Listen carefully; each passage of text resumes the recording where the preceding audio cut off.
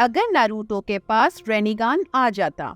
आप जानते हैं कि जब से मैंने नारुतो को देखना शुरू किया है, उसमें से मेरी पसंदीदा चीज डोजुत्सु का सीरीज में यूजेज है। वो श्रिंगान है, ब्याकुगान है, रेनिगान है या टेंसियागान है। ये मेरे फेवरेट में से तो हैं, लेकिन उनमें सबसे ज्यादा स्पॉट श्रिंगान और रेनिगान ने ले ली है, क्योंकि इनके पास तमाम शानदार एबिलिटीज मौजूद हैं। सच बोलूं तो उन्होंने उचिहा क्लैन को ओपी कर दिया है। इसमें कोई शक नहीं कि उन्होंने लीफ को खतरे में डाल दिया है और इनको रोकना भी जरूरी है, लेकिन ये भी हकीकत है कि इनको रोका नहीं जा सकता। तमाम उचिहा में से कुछ मादरा से भी ज्यादा खतरनाक हैं। तमाम जिंदगी वो एक टाइटन रहा और मरने के बाद उसकी लेगेसी नगाटो की शक्ल में जिंदा है। उसने सिर्फ छोटी सी मादरा की ताकत की झलक दिखलाई थी जब वो लीफ को तबाह करने लगा था। लेकिन अब मेरा सवाल ये है कि अगर ओबिटो नगाटो की जगह नारुतो को रेनिगान देने के लिए चूज करता तो क्या होता? अमागी में आपका स्वागत है। हमारे चैनल को सब्सक्राइब करें और बेल को रिंग करें ताकि आप हमारी नई वीडियोस के बारे में नोटिफाई हो सके। अमागी के इसके अलावा भी और चैनल्स हैं, तो अगर आप हमारे फैन हैं तो हमारे चैनल्स की तमाम सोशल मीडिया प्लेटफॉर्म्स पर फॉलो और सब्सक्राइब करें और हमें 100,000 फॉलोअर्स के गोल तक पहुंचने में हमारी मदद करें। अब हम बिना किसी रुकावट के अपनी वीडियो को स्टार्ट करते हैं। इस वीडियो में हम नारुतो को रेनिगान देकर देखेंगे कि वो कैसा काम करेगा। तो मेरे साथ रहिए ताकि हम देख सकें कि हमारा हिम्मत वाला निंजा हमें कहां ले जाता है। ये स्टोरी अक्टूबर की एक सर्द रात से शुरू हुई, जब पुरसुकून रात में एक बच्चे की रोने की आवाज गांव में गूंजी। माँ बच्चे को प्यार कर रही होती है, जबकि बाप सील को पक्का कर रहा होता है, क्योंकि इनको डर होता है कि कुछ बुरा होने वाला है। लेकिन हैरानी की बात तो ये है कि कुछ भी बुरा नहीं होता। फोर्थ होकागे अपनी बीवी के साथ मिलकर अपने बच्चे को दुनिया में वेलकम करते हैं और दोनों मिलकर एक नाम तजवीज करते हैं, और वो नाम होता है नारुतो। नारुतो नामिकाजे कि अचानक ही धीरे धीरे उतरते अंधेरे की परछाइयों में से एक मास्टरमैन निकलता है, जिसके अंदर इंसानियत का धीमा उजाला उसको उसके मकसद, जो टेल बीस्ट को ले जाने का होता है, से दूर खींचता है। वो इस मोमेंट को फैमिली को एंजॉय करने देता है। वो अपने फोर्थ होकागे मेंटर के बुलाने पर अपने शैडो की आखिरी सांस पर पहुंचता है। अंधेरे में वापस जाने से पहले उसको एक अलग ही आइडिया आता है। अपने उस्ताद की ऑनर में वो बच्चे को एक अलग ही मकसद के लिए चुनता है, और उसका प्लान होता है कि वो दुनिया को बेहतर जगह बनाने के लिए बच्चे की मदद ले ले। बहुत छोटी उम्र में ही नारुतो के माता पिता को इसमें कुछ अलग दिखता था। उसकी आंखों में श्रिंगान के दायरे बनते थे। ये बहुत अजीब था, क्योंकि नारुतो की रगों में उचिहा का खून नहीं दौड़ता था, और कई दफा तो उचिहा भी परेशान हो जाते थे कि ये कैसे हो गया, और कभी तो शक में भी पड़ जाते थे। कुछ तो कुशीना पर चीटिंग का इल्जाम भी लगाते थे, और कुछ इसको सेज ऑफ सिक्स पाथ का पुनर्जन्म कहते थे। कुछ पता नहीं था कि क्या सही है और क्या गलत, लेकिन गांव में एक हंगामा मचा होता था। ये इशू हमेशा से उचिहा और हिडन लीफ के सपोर्टर्स में मुतनाज़ा बना रहता था। ये ऐसे ही नजर आता था कि जैसे होराइजन पर एक जंग लगने वाली है। मिनाटो ने इस इवेंट का मस्बत फायदा उठाया, और जिससे इसने गांव में अमन पैदा किया। लेकिन फाउंडेशन ने इस चीज को पसंद नहीं किया। उन्होंने नारुतो को गांव के लोगों को करीब लाने वाला नहीं, बल्कि इनको जुदा जुदा करने वाला समझा, और इसी वजह से उन्होंने इटाची को अपने असल प्लान के मुताबिक उचिहा क्लैन को मिटाने के लिए भेजा। क्योंकि नारुतो को गांव के लोगों के लिए खतरा करार दे दिया था, इसीलिए नारुतो और इसके घर वालों को रूट बिंगो ने हिट लिस्ट पर रखा हुआ था। प्लान के मुताबिक नारुतो और कुशीना को जिंदा रखा जाता, जबकि मिनाटो को मार दिया जाता। लेकिन मिनाटो को मारना इतना आसान नहीं था जितना दिखाई दे रहा था। कुशीना और नारुतो को पकड़ने के बाद इनका ख्याल था कि नारुतो की आंखें निकाल ली जाएं और कुशीना में से कुरामा को रिमूव कर दिया जाए। मिनाटो अपनी मौत से बच जाता है और उसके स्टूडेंट काकाशी की मदद से पता कराता है कि उन सब के पीछे कौन है। दोनों मिनाटो और काकाशी नारुतो और कशीना को ढूंढने के लिए रूट्स सीक्रेट रूम में आंधी तूफान की तरह पहुंचते हैं और जो भी इनकी राह में आता है उसको काट डालते हैं। वो डेंजो को पकड़ लेते हैं तो वो हथियार डालने से इनकार करता है। वो लड़ते हैं तो डेंजो अपनी ज्यादा उम्र की वजह से हारने लगता है। वो इजानागी का यूजेज भी कम कर पाता है और वो अपनी सारी लाइफ्स हारने की वजह से मैदान छोड़ देता है। वो मिनाटो को हराने के लिए धोखे से कुशीना में से कुरामा को पूरी तरह निकाल लेता है और उसको अपने शिसुई के मांगेकियो श्रिंगान से काबू करने की कोशिश करता है। वो टेल पीस को मिनाटो और काकाशी के साथ लड़ाने का प्लान बनाता है और धीरे धीरे मैदान का पांसा पलट जाता है। लेकिन काकाशी उस तक पहुंचकर डेंजो का खात्मा कर देता है, जिससे कुरामा उसके कंट्रोल से निकल जाता है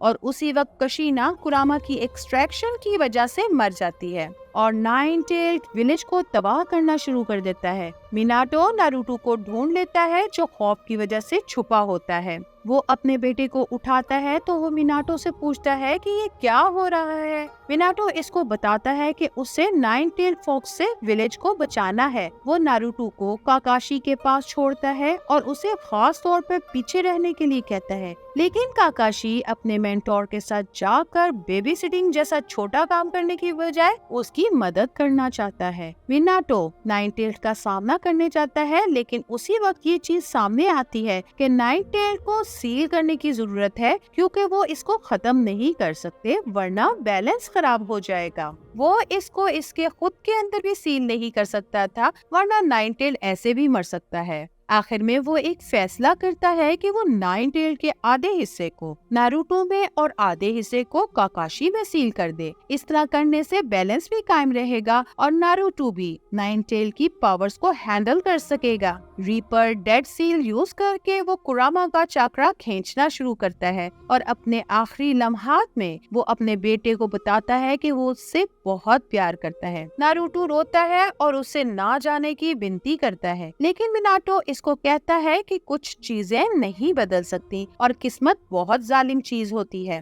वो अपने बेटे को स्ट्रॉन्ग रहने और कुछ भी हो जाए अपने आप में यकीन रखने को कहता है। वो तब नाइन टेल्ड को फना होने से पहले काकाशी और नारुतो में सील कर देता है। उसी वक्त थर्ड होकागे इन दोनों को ढूंढ लेता है और इसको पता चल जाता है कि यहाँ क्या हुआ। काकाशी से पूरे मामले की खबर लेने के फौरन बाद वो रूट को ऑफिशियली बंद कर देता है और काकाशी आनबू से फुल ऑनर के साथ रिटायर हो जाता है। थर्ड होकागे रिटायरमेंट से वापस आता है और नारुतो की देखभाल जारी रखता है, हालांकि वो इसको होकागे रेजिडेंट में रहने की इजाजत नहीं देता। हिडन लीफ के लोग नारुतो को बुरा भला कहते हैं क्योंकि इनको यकीन होता है कि नारुतो की वजह से नाइन टेल्ड एस्केप हुआ और उनको ये भी यकीन होता है कि वो पुनर्जन्म है, लेकिन सेज ऑफ सिक्स पाथ का नहीं, बल्कि इनको ये यकीन होता है कि वो मादरा उचिहा का पुनर्जन्म है जिसने लीफ को तबाह करने की कोशिश भी की थी। एक ही लम्हे में नारुतो ने अपना घर, अपनी फैमिली और अपनी फ्रीडम सब कुछ खो दिया क्योंकि इसको सियासत में एक टूल बना दिया गया। उचिहास इसको बगावत का सबब बनने के लिए यूज करना चाहते थे और इसका फादर इसको आर्जी अमन के लिए यूज करना चाहता है। डेंजो इसको इसलिए चाहता था कि वो उसके लिए तमाम खतरों का सबब बनने वाली चीजों को खत्म कर सके, लेकिन नारुतो सिर्फ ये चाहता था कि वो अपने पेरेंट्स के साथ रह सके, लेकिन दुनिया ने इसको इस्तेमाल करके फेंक दिया और अब वो दोबारा इसको यूज करना चाह रहे हैं। सब इससे नफरत करते हैं, मगर नारुतो ने किया क्या है? वो सिर्फ अपना वजूद रखता था और अब लोग उससे खौफजदा हैं क्योंकि उसकी आंखें दूसरों से अलग और अजीब हैं। बहुत दफा नारुतो का दिल चाहा कि वो इनको नोच फेंके ताकि लोग इसको एक्सेप्ट कर सकें, लेकिन चूंकि नाइन टेल्ड उसके साथ है, लोग इसको कभी भी एक्सेप्ट नहीं करेंगे। लेकिन फिर भी वो अकेला नहीं था, काकाशी उसके साथ था और उसके साथ समय बताता था। सिर्फ काकाशी ही उससे खौफजदा नहीं था, यहाँ तक कि थर्ड होकागे भी उससे डरता था क्योंकि ये एक आम ख्याल था कि अगर किसी के पास रिनेगान, जो डजुत्सु का सबसे ऊंचा रैंक होता है, आ जाए, या तो वो गॉड ऑफ क्रिएशंस बन जाता है या फिर वो तबाही का देवता बन जाएगा। और नारुतो ने भी अभी तक ये साबित किया था कि वो जहाँ जाएगा मुसीबत को साथ ले जाएगा। अगर वो खुद से नुकसान पहुंचाने का इरादा नहीं भी करता तब भी मुसीबत उसका पीछा करेगी, जिसे पता चलता है कि वो डिस्ट्रॉयर बनेगा। फिर भी काकाशी नारुतो को कन्विंस करके उसे एकेडमी ज्वाइन करके शिनोबी बनने का कहता है ताकि वो अपनी ताकत का सही इस्तेमाल कर सके। नारुतो ने किया भी और कामयाब भी हो गया। उसको जो भी जुत्सु दिखाया गया उसने वो जल्दी से सीख लिया। वो ग्रेजुएट भी हो गया और उसको सास्के उचिहा के साथ सेम टीम में रखा जाता है जो लास्ट उचिहा होता है, और उनके साथ साकुरा हारुनो भी होती है जो नारुतो का पहला प्यार थी। आमतौर पे टीम को बैलेंस रखा जाता है, लेकिन टीम 7 में कुछ अलग ही मौजूद था। काकाशी अपनी टीम को जोड़ के रखना चाहता था। अगर उसने अपने लंबे शिनोबी करियर में कुछ सीखा था तो वो था सबसे अहम टीम बॉन्डिंग का और टीम वर्क का होना, और हर सदस्य को दूसरे मेंबर को अहमियत देने का होना था। जब उनसे फ्यूचर में वो क्या बनना चाहते हैं के लिए पूछा गया तो साकुरा ने कहा कि वो सास्के को चाहती है। सास्के ने कहा कि वो अपने क्लैन को तबाह करने वाले को मौत के घाट उतारना चाहता है, और नारुतो की ख्वाहिश के मुताबिक वो बेचारा अपने आप को लोगों से एक्सेप्ट कराना चाहता है। डू द बेल टेस्ट में सास्के के साथ इकट्ठे होने पर नारुतो असल में इसको एज पर पहुंचा देता है। टीम 7 के इस वर्जन में ये भी नोट किया जाता है कि सास्के नारुतो की बहुत इज्जत करना शुरू हो जाता है, क्योंकि उसके ख्याल में नारुतो इमोशनल और आईक्यू यूज करने में कमजोर है, लेकिन वो एक जीनियस है और उसने एक बच्चा होने के बावजूद जुत्सु के तमाम हाई लेवल को मास्टर कर लिया है और 5 बेसिक नेचर को यूज करने की भी एबिलिटी रखता है। सास्के इसके साथ मिलकर रहना चाहता है और इस मौके पर उसको नारुतो में अपने भाई जैसी रूह नजर आती है, क्योंकि नारुतो को सबसे पहले पता था कि फैमिली को खोना कैसा लगता है, और इसके पास एक स्पेशल डोजुत्सु था जिसकी सब रिस्पेक्ट करते थे। वो दोनों मिलकर काकाशी को इतना तंग करते थे कि उसको अपनी हिफाजत के लिए वर्जन 1 यूज करना पड़ता था, और इसी मौके पर काकाशी को पता चल गया था कि ये टीम एक एलीट टीम बनेगी। आखिर में वो बहुत मुश्किल से बेल को पास करते हैं, फिर भी काकाशी ने इन लोगों को आसानी से पास कर दिया। इनका करियर शुरू होता है और वो ऐसा ही था जैसा उन्होंने एक्सपेक्ट किया था, सवाए उस वक्त के जब लैंड ऑफ वेव्स आर का हादसा हुआ। ज़ाबुज़ा का सामना करते ही काकाशी ने ज़ाबुज़ा को सास्के और नारुतो की मदद के बिना ही तबाह कर दिया, और जब डीमन ब्रदर्स ने नारुतो पर हमला किया तो उसने बिना सास्के की मदद के इसको अच्छे से डील कर लिया। और जब ट्रेनिंग की बात आती है तो नारुतो और सास्के आसानी से इसको सीख जाते हैं, क्योंकि आखिरकार रेनेगान यूजर बहुत सी टेक्निक को सिर्फ देखकर ही मास्टर कर लेते हैं। सास्के को थोड़ी बहुत मुश्किल पेश आती है, लेकिन वो फिर भी कैचअप कर लेता है। साकुरा भी जल्दी से मास्टर कर लेती है। नारुतो भी इनारी से बात करना मैनेज कर पाता है, लेकिन अपने माता पिता खोना उसकी मेमोरी में ताज़ा होने की बिना पर नारुतो की पर्सनैलिटी थोड़ी कम सख्त होती है और वो लोगों पर नरम दिल और ज्यादा ख्याल करने वाला होता है। वो इनारीस के साथ जल्दी दोस्ती कर लेता है और उनकी दोस्ती काफी मजबूत होती है। जब वो ब्रिज पर उसकी कंस्ट्रक्शन देखने जाते हैं तो ज़ाबुज़ा और हाकू वहाँ आ जाते हैं, और एक दफा फिर काकाशी ज़ाबुज़ा का सामना करता है और उसको हराना मुश्किल नहीं होता। नारुतो और सास्के हाकू पर ओवर पावर होकर उसको आसानी से हरा देते हैं। जब गेटो और उसके आदमी वहाँ पहुँचते हैं तो टीम 7 इनको रोकते हैं और ब्रिज की हिफाजत करते हैं। तब उस ब्रिज का नाम टीम 7 के ऑनर में द लेजेंडरी 7 ब्रिज पड़ जाता है। इस आर्क के बाद ट्यूनिंग एग्जाम्स वाला आर्क आता है। काकाशी ट्यूनिंग एग्जाम्स के लिए अपनी टीम के एडमिशन के लिए बिल्कुल भी नहीं हिचकिचाता और उनके अच्छे पिछले रिकॉर्ड की वजह से थर्ड होकागे मान जाता है। तब ग्रुप ट्यूनिंग एग्जाम्स के लिए एडमिट हो जाता है। रेनेगान की मदद से नारुतो को जवाब देने में कोई मुश्किल पेश नहीं आती और ना ही सास्के। साकुरा तो होती ही जीनियस है, इसलिए इसको भी कोई मुश्किल नहीं आती। उनका पहला टेस्ट हवा की तरह गुजर जाता है। Second test forest of death का होता है। टीम 7 की एबिलिटीज की वजह से बहुत सी दूसरी गेनिंग टीम्स टीम 7 को अवॉइड करने की कोशिश करती हैं, इसीलिए इनको अपना स्क्रॉल लूज करने की चिंता नहीं होती। उनका मेन गोल होता है कि वो जिसके पास स्क्रॉल हो उसको ढूंढ के उससे स्क्रॉल हथियार लें और श्रिंगान और रेनिगान की मदद से उनको बिल्कुल बिल्कुल भी मुश्किल पेश नहीं आती। उसी वक्त ओरोचिमारू वुडवर्क में से बाहर आता है, लेकिन उसका टारगेट सास्के नहीं बल्कि नारुतो होता है। और ऐसा हो भी क्यों नहीं, ऐसा मौका जिंदगी में एक दफा मिलता है। ओरोचिमारू श्रिंगान लेना चाहता है, लेकिन उसको उससे ज्यादा ताकतवर रेनेगान, उज़ोनागी का रिवर्स चाक्रा और नाइन टेल्ड बीस्ट तीनों एक साथ मिल रहे होते हैं। ये ओरोचिमारू के लिए बिल्कुल ऐसा ही था जैसे एक पोकेमॉन ट्रेनर को एक शाइनी मिल जाए। तो उसकी पहली चॉइस नारुतो ही थी। सबसे पहली चीज इसने नारुतो में से टेल बीस्ट निकालने की जिससे नारुतो बेहोश हो गया और पहले की ही तरह साकुरा ने इसको बचाया। तब उसका ध्यान सास्के की तरफ गया। तब सास्के ने अपने आप को संभाल कर ओरोचिमारू के भेस को जला दिया। ओरोचिमारू उससे बहुत ज्यादा इम्प्रेस होता है। हालांकि हकीकत में सासुके उसका टारगेट नहीं था, लेकिन फिर भी उसने सासुके को उस वक्त के लिए टारगेट के तौर पर चुना जब अगर कोई नारुतो को ले जाने में रुकावट बनने की कोशिश करता। दोनों के बेहोश होने के दौरान ही वो चला जाता है। दूसरी टीमें इकट्ठी होकर उनकी टीम का स्क्रॉल हथियाने लगती हैं। साकुरा उनको हमेशा के लिए नहीं रोक सकती, लेकिन वहाँ पर कोई एक ऐसा शख्स था जो उन पर तरस खाकर उनके साथ रहकर या फिर ठीक तरीके से उनकी हिफाजत और ख्याल करता। तो जब गैनिंग ऑफ हिडन साउंड्स आता है तो वो सब अपने आप को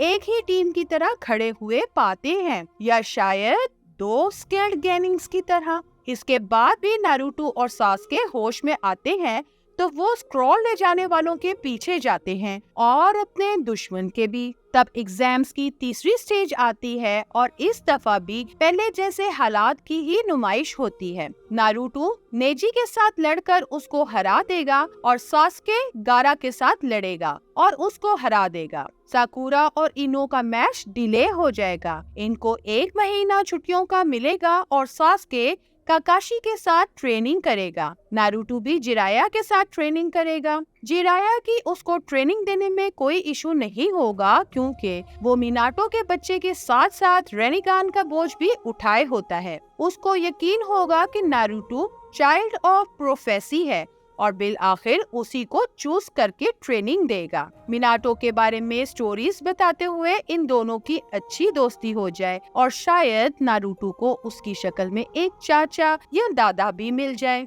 जिराया फिर उसकी ओरोचिमारू की सील को खोलने में मदद करेगा जो उसने क्लोज कर दी थी और नारुतो को सिखाएगा और ट्रेनिंग देगा कि उससे कैसे डील करे। नारुतो बहुत अच्छे से सीखना शुरू कर देता है, नॉर्मल से भी बहुत अच्छा। रेनिगान उसको कुरामा पर पहले से ज्यादा कंट्रोल हासिल करने के लिए ऑफर करता है और इसका मतलब ये होगा कि उसकी इन ट्रेनिंग की वजह से उसमें ज्यादा निखार आ जाए। और कुछ जिराया भी इसको ट्रेनिंग देकर उसको हमारा प्यारा जाना पहचाना हिम्मत वाला निंजा बना देगा। अभी तो नारुतो पहले से कुछ डरपोक भी है, लेकिन इसको हमेशा की तरह अकेला नहीं रहना पड़ेगा जैसा पहले एयोस में होता आया है। लेकिन सबसे पहले तो उसको अपने वालिदैन को खोना बर्दाश्त करना पड़ेगा और बहुत शदीद नफरत को भी, जो पहले नारुतो से थोड़ा सा अलग है। ये भी कहा जाएगा कि उसकी ये पर्सनालिटी उसके मौजूदा नारुतो से इतनी भी मुख्तलिफ नहीं है और जो उससे मिस होगा मिनाटो की ट्रेनिंग उसको वो बनने में मदद देगी। 1 महीने की तरबियत के बाद वो पहले से बहुत ज्यादा कॉन्फिडेंट और खुश होता है। वो सास्के के साथ अपनी लड़ाई के लिए तैयार होता है, लेकिन इससे पहले कि वो लड़ता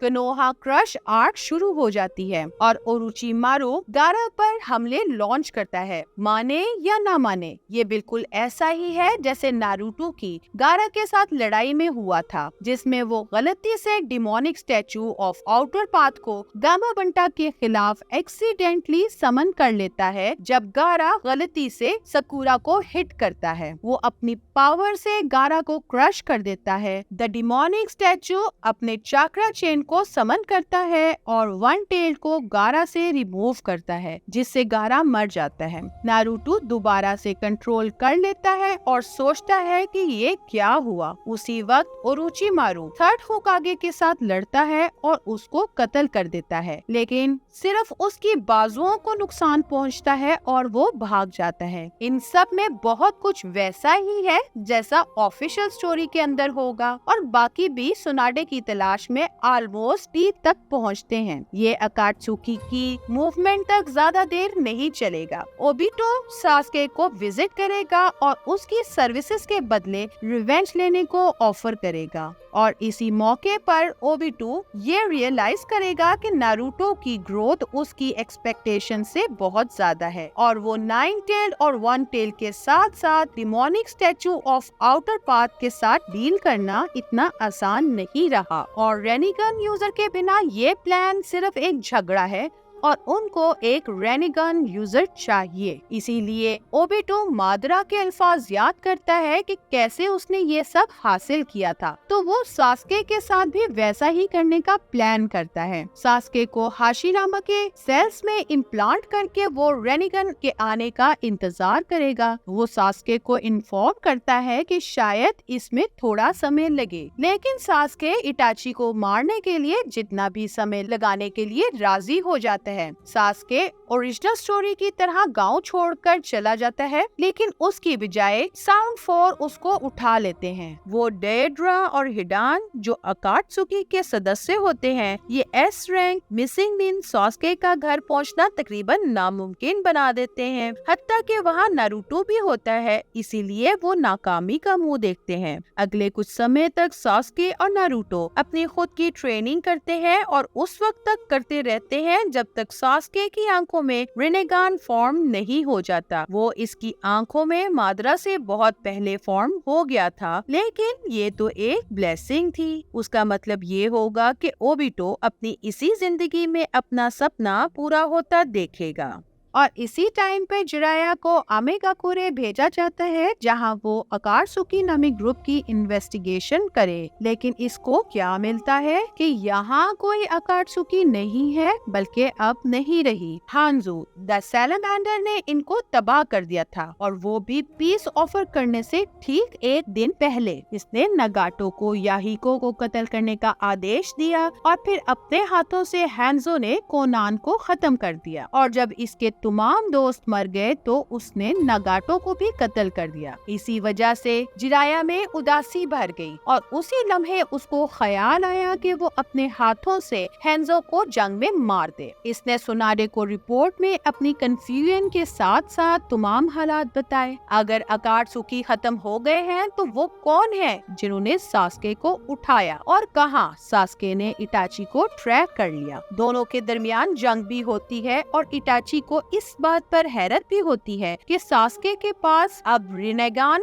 मौजूद है। सास्के ये रिपोर्ट करता है कि उसको कभी भी ऐसी आंखें नहीं चाहिए थी जैसी उसके भाई के पास थी, जैसा इटाची ने उसको बताया था। इसकी बजाय उसको उनसे बेहतर आंखें चाहिए थी। जब इटाची अमाटेरासु यूज करने की कोशिश करता है तो सास्के बड़ी आसानी से उसको टेलीपोर्ट करता है और जब इटाची सुसानो का यूज करता है तो सास्के गेटी स्टैचू यूज करता है। सास्के हर लिहाज में इटाची से बेहतर था और जैसा इटाची को उम्मीद थी सास्के उसकी जिंदगी खत्म कर देता है। और जब ये मामलात चल रहे होते हैं तो काकाशी अपने आप को किसी मास्क्ड मैन के सामने खड़ा पाता है। एक घुमसान की लड़ाई के बाद काकाशी हार जाता है। मास्क्ड मैन काकाशी की तरफ देखेगा और अपना मास्क उतारेगा, जिससे पता चलता है कि वो यकीनन ओबिटो है, एक ऐसा साथी जिसको उसने थर्ड शिनोबी वर्ल्ड वॉर में पीछे छोड़ दिया था। ओबिटो काकाशी में से टेल्ड बीस्ट को रिमूव करता है और आखिरकार अपना बर्थडे प्रेजेंट जो उसको दिया गया था वो भी रिमूव करता है। वो अपना मांगेक्यो श्रिंगान वापस क्लेम करता है। वो अपना मास्क वापस अपने चेहरे पर लगा लेता है और वहाँ से चला जाता है। अकात्सुकी की तरह सास्के की ताकत के जेरे असर ओबिटो की गाइडेंस में वो टेल्ड बीस्ट का शिकार करते हैं। एक और 5th कागे समिट बुलाई जाती है और लैंड ऑफ आयरन में मुनक्किद होती है। सुनाडे और उसकी मददगार शिजुने वहां आने के लिए इनवाइट होते हैं और वहां पर ये निश्चय किया जाता है कि अकात्सुकी एक यकीनी खतरा है और उनसे निबड़ने के लिए आर्जी गठबंधन बनाया जाए। सास्के किलर बी में से ए टेल्ड या उसके कुछ हिस्से रिट्रीव करने को मैनेज कर लेता है और गेडी स्टैचू को समन करता है। ये गठबंधन फाइनल बैटल तक अपनी राह बना लेती है। ओबी-टू सास्के के साथ मिल जाता है। ओबी-टू उसको धोखा देकर उसका रेनिगन लेकर उसको कत्ल करने की कोशिश करता है, लेकिन सास्के को इन सब का पहले से पता चल जाता है और वो ओबी-टू को काउंटर करके उसको तबाह कर देता है। सास्के टेन-टेल्ड को एब्सॉर्ब करके टेन-टेल्ड का जिनचुरिकी बन जाता है। नारुतो भी डिफेंसलेस नहीं होता। जो कुछ भी इसने सीखा उसके साथ ही इस हकीकत के बावजूद कि वो महज नाइन-टेल्ड के हाफ हिस्से का जिनचुरिकी है, इसके अलावा भी वो रेनिगान को पोजेस करता है और सेज ऑफ सिक्स पाथ के चाक्रा को, जो अशुरा और इंदिरा के चाक्रा की वजह से बनते हैं, को भी ओन करता है। और सेम सास्के के साथ भी है और टाइटंस के दरमियान एक असल जंग पैदा होती है। नारुतो को पता चलता है कि सास्के के ट्रुथ सीकिंग बॉल्स निंजुत्सु का सारा नहीं तो ज्यादातर हिस्सा एब्सॉर्ब करने की सलाहियत रखते हैं। यहाँ तक कि जैसे ही जल्दी से नारुतो उसको अपने रेसिंगान की मदद से तोड़ता है तो नारुतो ये खोज लगाता है कि जो कुछ भी सास्के एब्सॉर्ब करता है वो सेज जुत्सु की वजह से नहीं होती। किलर भी इसको लड़ाई में ज्वाइन करता है और उसको फिस्ट पंप करने के बाद वो कुछ ग्यूकी चाक्रा उसको दे देता है, जिससे उसका टेल्ड बीस्ट उसको दूसरे बीस्ट के साथ बात करने देता है। नारुतो उनको वचन देता है कि अगर वो इस पर विश्वास करें तो वो उनको आजाद कर देगा। वो नारुतो को अपना चाक्रा ऑफर करते हैं और नारुतो उनके साथ साथ असुरा और इंद्रा के चाक्रा के साथ अपना खुद का sage of six path transformation भी हासिल करता है। इसके साथ ही सास्के और नारुतो दोनों जंग करते हैं। इस पॉइंट पर कोई भी इनकी बराबरी नहीं कर पाता। नारुतो सास्के को ये पागलपन रोकने के लिए विनती करता है, लेकिन सास्के पहले ही फैसला कर चुका होता है। इटाची की मौत तो लीफ की गलती थी। तमाम नेशंस और शिनोबी विलेजेस का एक ही मसला था, वो था जंग, गलतफहमी और खुदगर्जी। सास्के ने फैसला कर लिया था कि अब कोई भी होकागे, काज़िकागे, रॉय कागे, मिज़ू कागे, सूची कागे या कोई भी कागे नहीं होगा। यहाँ पर सिर्फ एक को होना चाहिए, एक ऐसा हुक्मरान हो जिसके दौर में अमन राज करे और जंग का नामो निशान ना हो। यहीं पर नारुतो भी जंग के खिलाफ था, लेकिन उसको ये पता था कि सारी ताकत सिर्फ एक शख्स की तरफ सेंट्रलाइज नहीं की जा सकती और किसी के पास भी ऐसी ताकत मौजूद नहीं होनी चाहिए। सास्के क्लेम करता है कि उसे अफसोस है कि ये सब ऐसा हो रहा है, लेकिन अपनी दुश्मनी के बिल्कुल आगाज से उसको ये पता था कि ये सब ऐसा ही होगा और फिर ये दोनों लड़ना जारी रखते हैं। नारुतो का पलड़ा भारी होता है और वो सास्के को एक गहरा जख्म लगा देता है। शिनोबी फोर्सेस की मदद के साथ वो टेन-टेल्ड को सास्के के जिस्म से बाहर नोच लेते हैं और नारुतो उसको एब्सॉर्ब कर लेता है। तब वो अगला जिनचुरिकी बन जाता है। लड़ाई खत्म होती है और जंग नारुतो की एक हीरो की तरह जय जयकार होती है। जब हर तरफ सफाया हो रहा होता है तो नारुतो से पूछा जाता है कि अब वो क्या करेगा, तो नारुतो कहता है कि वो अपना वचन निभाएगा और गेटो स्टैचू में ट्रैप, कुरामा समेत तमाम बीस्ट को रिहा कर देता है। कुरामा उससे पूछता है कि उसने ऐसा क्यों किया, तो वो बताता है कि वो खुद भी टेन-टेल्ड में कैद था और वो अफसोस के साथ ये भी बताता है कि वो किलर बी को मारे बगैर ग्यूकी को उसमें से रिहा नहीं कर सका। तो ग्यूकी स्टेट करता है कि उसको किलर बी के साथ रहने में कोई आश्चर्य नहीं है। किलर बी भी सवाल उठाता है कि टेल्ड बीस्ट को रिहा करने के बाद वो कैसे सरवाइव कर रहा है, तो नारुतो कहता है कि उसने टेन-टेल्ड का हस अपने पास रख लिया था और उसी शेल की वजह से उसकी बॉडी को जितना चाकरा चाहिए वहाँ से मिल जाता है। इसके साथ ही इस कहानी का खात्मा होता है।